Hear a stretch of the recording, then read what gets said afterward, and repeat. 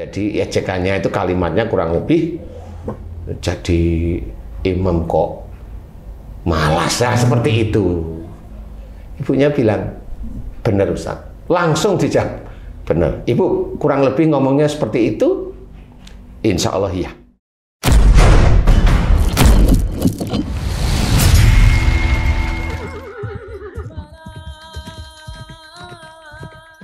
Bismillahirrahmanirrahim. Assalamualaikum warahmatullahi wabarakatuh. Waalaikumsalam warahmatullahi wabarakatuh.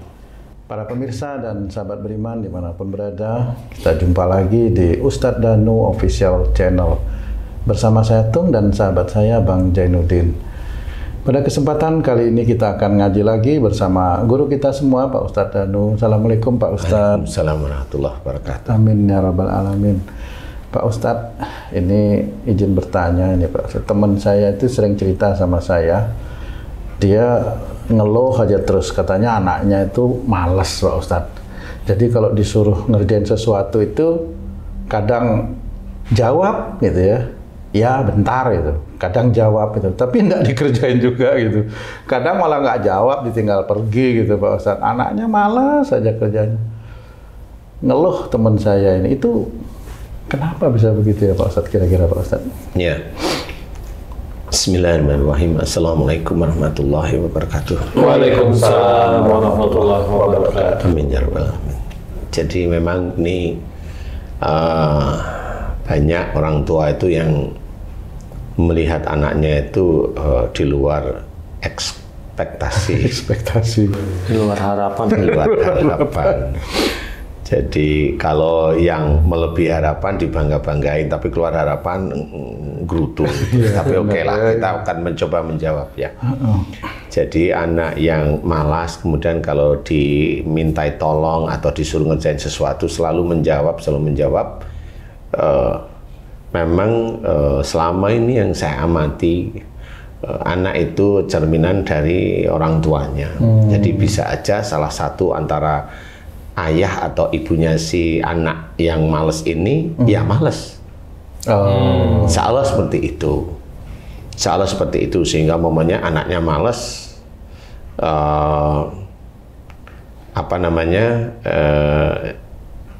dilihat dari bapaknya momennya.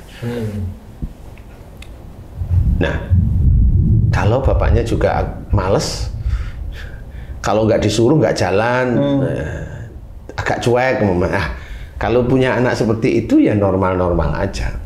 Atau dulu pernah diingetin sama, waktu sebelum nikah itu diingetin, kok itu pacarmu kok kayaknya malesan ya. Biasanya orang tua itu kan tahu gelagat itu loh gitu. Kok malesan kayaknya ya, diem aja kan gitu. Nah, si anak jawabnya ya nggak apa-apa kan, yang penting baik gitu aja. Karena namanya orang jatuh cinta itu kan gitu ya. Belum dicoba gitu kadang-kadang kan gitu sih. Coba. Ya. Nah, akhirnya si ibunya dulu itu ya tahu suaminya males. Umpamanya hanya umpama ya ini ya. Tapi umpama yang insya Allah benar ya ini ya. Ini hanya umpama. Tahu suaminya males, akhirnya dia nggak bisa ngapa-ngapain. Dia yang banting tulang kerja dan sebagainya, seperti itu. Nah, kalau dia mau ngomong ini sama suami, bawa kerja, suaminya marah, nggak jadi. Kalau momennya dia sudah namanya udah nggak kuat dulu momennya ya, itu mau ngomong sama orang tuanya malu dulu, jawabnya nggak apa-apa kan gitu ya. Jadi banyak hal. Ini salah satunya dari genetik orang tua, insya Allah bisa seperti itu. Yang kedua adalah bagaimana cara mendoakan anak yang malas itu menjadi normal lah ya. Sebenarnya bukan mendoakan anak menjadi normal, bukan itu tujuan utamanya malahan. Tapi tujuan utamanya adalah orang tuanya harus berikhtiar juga. Maksudnya berikhtiar merubah perilakunya menjadi tidak malas. Wah, berat tuh. Karena udah bertahun-tahun males. Itu gimana nih? Gimana maksudnya? Pak Haji bisa bilang berat itu gimana nih? Enggak, yang Ustadz ceritakan itu benar-benar kejadian sama ada kenalan saya seperti itu. Jadi anak nih malas nih karena mencontoh bapaknya. Males juga di situ. Nggak ada ikhtiar sama sekali gitu kan. Jadi Ustadz, bagaimana mau si suami ini berubah gitu loh, atau anak ini mau berubah, orang bapaknya aja nggak berubah gitu loh. Jadi memang kenapa saya cerita seperti itu, karena Allah itu akan melihat semuanya. Oh, nggak hanya yang males itu. Tidak aja yang males itu, karena tetap pasti ada sebabnya Allah itu mengizinkan anak yang dilahirkan ibunya males. Ini kan pasti ada sebabnya. Pasti nggak mungkin Allah itu tiba-tiba bikin ini malas pada orang tuanya. Enggak, itu kan nggak mungkin gitu. Karena Allah itu tidak berbuat zalim kepada hamba-hambanya.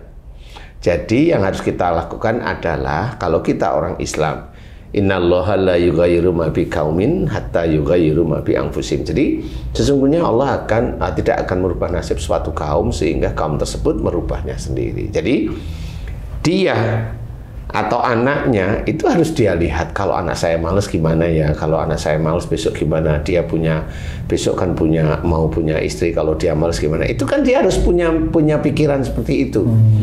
Kalau si orang tuanya atau ayahnya kasusnya ini momennya sama, antara yang ceritain Tung sama Haji J itu sama momennya, anaknya malas. Nah, pada saat ini si ayahnya kalau lihat anaknya itu malas dia juga diem, berarti dia kan nggak ingin merubah nasib anaknya juga. Atau dia malu, sama nih sama saya. Iya, sebenarnya kan begitu. Nah, padahal kan sudah diceritakan dalam ayat-ayat yang lain ya, dalam ayat yang lain itu faida kudiyatis sholatu fantasiru fil ard wa batagu min fadlillah. Jadi di sini menceritakan bahwa setelah kita itu sholat, setelah kita tunaikan sholat, selesai sholat, bertebalah kamu di muka bumi untuk mencari rizki Allah. Jadi kita itu disuruh oleh Allah Ta'ala, dan itu menjadi kewajiban sebenarnya. Kalimat dalam ayat tersebut itu menjadi kewajiban. Nah, kalau dia seorang Islam umpamanya, dia nggak mau bekerja, berarti dia menutup ayat ini. Kalau dia menutup, nggak mau tahu ayat ini, kalau nggak mau tahu ayat itu namanya apa? Kafir. Ya kafir namanya tetap. Kafir tentang hal tersebut. Nah, kalau sudah begitu, dia mau gimana dengan anaknya? Kan nggak bisa. Nah, kalau dia ingin anaknya itu ya baik, ya dia harus belajar jadi baik. Umpamanya dia mikirkan umur saya itu sekarang sudah 48, nah, jadi saya untuk kerja kan susah. Coba aja kerja dulu, kemudian di luar melamar kerjaan apa? Kerjaan sehari-hari dikerjakan, karena itu untuk memotivasi biar dia sendiri itu nggak malas sebenarnya. Nah, kalau itu dia mau kerjain, berarti ini ada unsur untuk merubah nasibnya. Nah, setelah dia itu mencoba merubah, baru nanti anaknya didoakan. Ya Allah, jika anak saya si Fulan ini malas karena ada sifat saya yang malas, dosa-dosa saya malas, dosa-dosa saya yang malas, melakukan apa saja, maunya nyantai, maunya komentar saja. Aku mohon kepadamu, ampuni dosa-dosa dari malasku. Ya Allah, ampuni dosa-dosa malasku. Astagfirullahaladzim. Seperti itu. Kemudian setelah dia itu berusaha untuk berdoa mohon ampun kepada Allah Ta'ala, kemudian dia itu berusaha untuk melakukan aktivitas rajin, nah baru nanti dia doain anaknya. Kalau sifat-sifat itu dari anaknya sudah sejak kecil muncul, didoakan agar sifat-sifat malas itu dilepaskan oleh Allah Ta'ala, diganti dengan sifat yang normal aja, nggak usah rajin-rajin sekali, normal aja, normal rajin ya, sehari-hari. Mudah-mudahan nanti Allah mengijabah, mengabulkan ya doa-doa itu. Itu tetap harus ada perubahan, nggak bisa tidak sih. Jadi tetap harus ada perubahan. Doanya seperti apa? Ya seperti itu aja, mohon kepada Allah Ta'ala. Kita kemana mau mohonnya? Mau pakai daun kelor, mau pakai daun bidara, nggak bisa, anak malas sih, nggak bisa seperti itu. Anak malas bukan kesurupan ya Pak. Kan bukan kesurupan itu. Anak malas dikipratin duit. Bangun. Malah diambil duitnya tapi nggak gerak ya, sama aja. Itu kan kalau orang tuanya atau bapaknya menyadari anaknya malas dan ingin berubah. Tapi kalau anak dan bapaknya malas, ini ibu atau istrinya ini harus gimana nih Ustaz? Ya tetap harus mendoakan agar suaminya itu soleh. Soleh itu kan nggak malas sebenarnya ya. Soleh itu tetap harus tetap ada aktivitas. Untuk menjadi soleh itu kan harus ada aktivitas, kayak mamanya melakukan ibadah aja, mamanya mau sholat harus wudhu, kan gitu. Kan gitu ya. Jadi kalau wudhu mau sholat juga pakai pakaian yang rapi, kan begitu ya. Harus ada dikerjain, harus ada aktivitas untuk menjadi positif atau baik. Jadi harus seperti itu, termasuk anaknya. Nah, ibu kalau mempunyai suaminya begitu, didoain aja menjadi suaminya menjadi soleh, anaknya menjadi soleh atau soleha. Doainnya keras-keras kali ya di kuping dia ya. Kalau dengar. karena itu kan akan menjadi ujian bagi si ibunya. Jadi si istri itu akan menjadi ujian. Kalau dia tetap aja dia tuh setiap hari itu mengajak suaminya baik, mengajak anaknya baik terus tanpa henti sampai dia meninggal, ibunya nggak salah. Yang masuk neraka insya Allah ya ayahnya. Kalau seperti itu ya ayahnya. Karena apa? Dia akan menelurkan turunan-turunan yang malas semua sebenarnya. Malas itu sifatnya setan sebenarnya. Iya sebenarnya itu.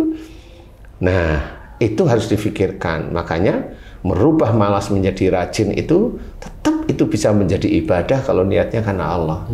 Tetap itu bisa merubah sifatnya dari malas menjadi rajin kalau memang tahu ayatnya. Ya kita tahu memang kemudian kita setiap kali kita rajin bismillah, setiap kali kita rajin bismillah, yaitu insya Allah anak turun kita insya Allah ya normal-normal. Saya nggak bilang rajin-rajin amat ya, dikasih normal aja sama Allah Ta'ala itu udah disyukuri. Nah tapi saya pernah nangani kasus anaknya malas itu, saya lihat insya Allah ayahnya itu nggak malas, kelihatan kan dari cara bicara, kemudian mencari solusi. Ini orang normal, ibunya juga normal. Tapi anaknya malas. Saya tanya sama bapak ibunya itu. Bukan anak tetangga kan? Bukan. Pak, Bu, saya mau tanya. Ini saya lihat bapak sama ibu kan nggak malas. Tapi kok kenapa bapak ibu itu pingin anaknya nggak malas? Itu berarti bapak ibu tahu. Iya Ustadz. Sejak kecil anak saya itu kalau dibangunin itu susah bangun. Oke, udah ketemu kan bener nih. Berarti dari kecil. Saya tanya, Pak, Bu, masih ingat nggak orang tua bapak sama orang tua ibu yang males itu siapa? Ibunya ngomong, saya Ustaz. Siapa yang malas di antara bapak sama ibu? Bapak saya. Kakeknya si anak ini. Kakeknya si anak. Dari pihak ibu. Dari pihak ibu. Oke, insya Allah ketemu. Bu, dengerin saya, dijawab. Seringkah ibu dulu sebelum anak ibu ini lahir, dulu sering ngomong, bapak itu tidur aja, mbok kerja, laki-laki itu harusnya cari uang, jangan tidur aja, jangan malas aja. Dan itu menjadi ejekan sebenarnya, bukan hanya lisan yang mengajak orang tua itu untuk tidak malas atau menjadi rajin, tapi menjadi ejekan. Jadi ejekannya itu kalimatnya kurang lebih jadi imam kok malas ya, seperti itu. Ibunya bilang, benar Ustaz. Langsung dijawab, benar. Ibu kurang lebih ngomongnya seperti itu? Insya Allah iya. Kurang lebihnya saya ngomong seperti itu. Betul ada ejekan? Iya Ustaz, saya memang ada ejekan walaupun tidak terlontar dari lisan. Ya sudah, sekarang apa kata ibu dahulu kepada bapaknya, sekarang dikasihlah ibu anaknya seperti bapak. Seperti itu. Jadi ini normal aja Allah memberikan seperti itu. Makanya apa saja musibah yang ibu terima itu disebabkan dari buah tangan ibu sendiri. Wa ma asabakum min musibatin fa bima kasabat aydikum. Itu benar ayat itu. Kata-kata itu termasuk buah tangan itu. Iya. Bisa merubah genetik dari kata-kata itu. Ya jangan bilang merubah genetik. Maksudnya ada sifat buruk yang masuk lewat genetiknya gitu. Kata-katanya buruk atau baik. Kata-kata kan gitu. buruk kan? Kalau kata-kata buruk insya Allah tetap ada. Insya Allah seperti itu. Jadi Kalau mamanya yang tadi itu ibunya agak mengejek ayahnya atau kakeknya si yang malas ini, ya si ibu harus minta maaf sama kakeknya anak ini itu. Tadi dia minta maaf serius kalau dulu ngejek atau kalau dulu merendahkan, itu harus mohon ampun, minta maaf terus sama ayahnya, mohon ampun kepada Allah Ta'ala, baru nanti si anak dimohonkan ampun. Kalau anaknya mau, iya dia ajalah. Karena nanti si anak ini kan akhirnya kan menjadi diam, kalau melek ya diam, maunya ngalamun, disuruh ini ntar, disuruh ini ntar. Kalau dia itu ada kesalahan, kalau diomongin kesalahannya, ada aja yang dia omongin dia. Alasan terus. Yang penting dia tidak seperti salah. Bela diri. Bela diri terus. Nah ini bahaya yang seperti ini. Kalau anak ini tidak paham, anak yang seperti ini besok besarnya itu bisa hilang ingatan. Karena memang dia senangnya nyantai. Nah, nyantai kan kemasukan makhluk terus-menerus. Akhirnya bisa saja skizofrenia, apalagi orangnya diem, sudah nggak akan ngomong dia dengan orang tuanya, ngalamun. Nanti ke orang pinter, ke dukun, dukunnya hobinya ngerokok, di anaknya mulai suka ngerokok. Kan gitu ya, ngopi tiap hari, kopi sama udut, nggak ada kegiatannya seperti itu. Makanya belajarlah yang baik dari cara bicara yang baik, bicara yang manfaat seperti itu. Nah, bagi si yang ibunya tadi itu anaknya malas karena dia itu istilahnya underestimate ya namanya, apa itu namanya? Merendahkan lah ya. Merendahkan kakeknya si anak yang malas tadi, ya harus minta maaf sama bapaknya. Dia harus minta maaf setiap hari bahwa itu salah, itu dosa. Nah, mudah-mudahan dari situlah nanti Allah itu sifat malasnya dikurangi. Iya, sifat malasnya dikurangi oleh Allah Ta'ala. Kemudian si anak juga mau berubah seperti itu. Anaknya sudah dewasa, ya anaknya harus belajar berubah. Tidak bisa tidak. Kemudian ya, apa selain sifat-sifat tidak baik itu, sholatnya diperbaiki. Karena kalau dia malas, sholatnya pasti malas. Sudah pasti, sudah. Malas, dibangunin nggak mau, dengar azan juga nggak bergerak. Dengar azan, dia lihat jam itu masih mending kan gitu ya. Oh ya, insya Allah 5 menit atau 10 menit, tapi jelas 5-10 menit dia jalan beneran. Anda ada masalah ya itu.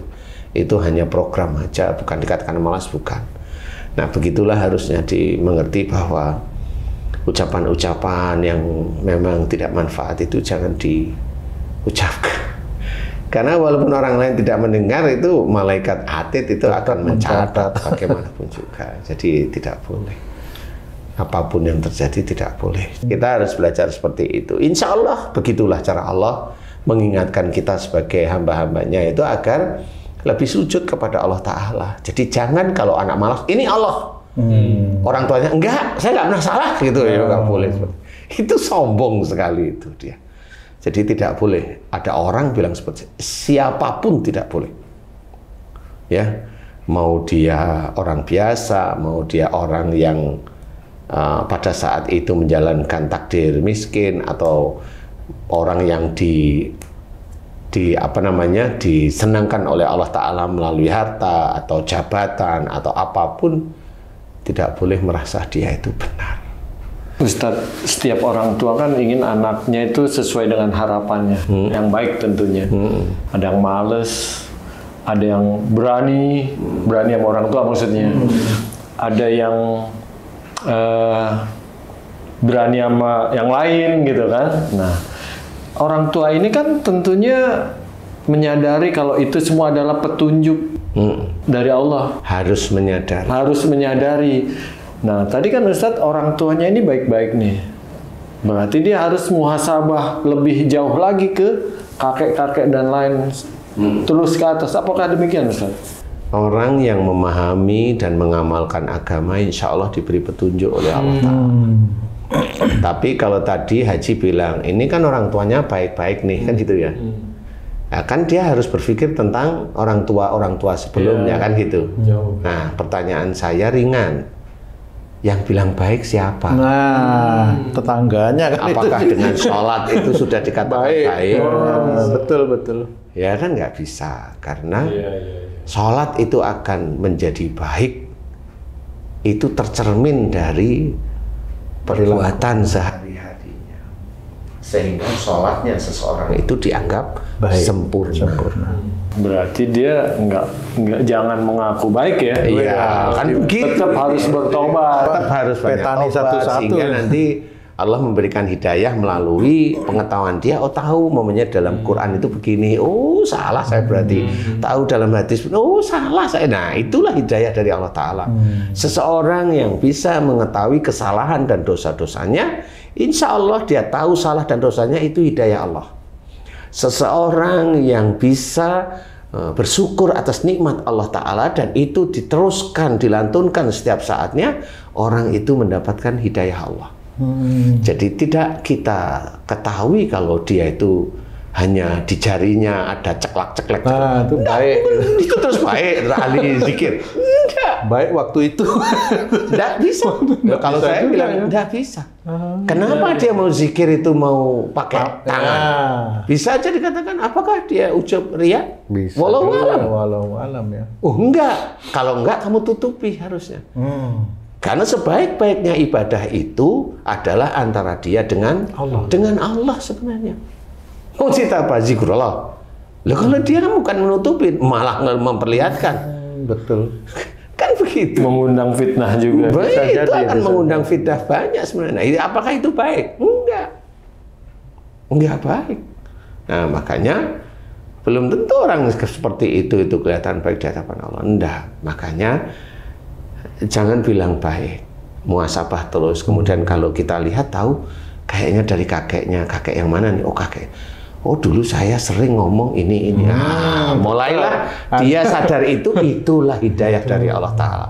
Kemudian dia mohon ampun, dia minta maaf pada orang tuanya. Nah di titik itu dia hidayah itu dia kerjakan terus menerus. Kalau dia hidayah dia kerjakan semata-mata kan Allah Ta'ala, ya otomatis nanti Allah itu akan membuka jalan anaknya. Ada yang ditarik malasnya. Mulai dia, Bu, apa yang bisa saya kerjakan? Masya Allah kalau sudah seperti itu. Kan gitu. Anak yang dulunya kalau ketemu sama ibunya berani, kata Haji J tadi. Itu kalau ibunya, si ibu berani sama ibunya sendiri muhasabah dan dia tahu kalau sifat berani, sifat menentang itu dari dia mohon ampun kepada Allah Ta'ala. Tapi ingat, menentangnya dengan siapa nih? Mamanya dengan suaminya. Ya dia minta maaf dengan suaminya. Dengan orang tuanya, minta maaf sama orang tuanya. Dan dia berubah. Nah, disinilah harus diketahui. Illal ladina tabu wa aslahu wa bayanu. Allah akan menjawab, faulaika atubu alaihim. Ilaladina tabu, mereka yang telah taubat, dia bisa muhasabah.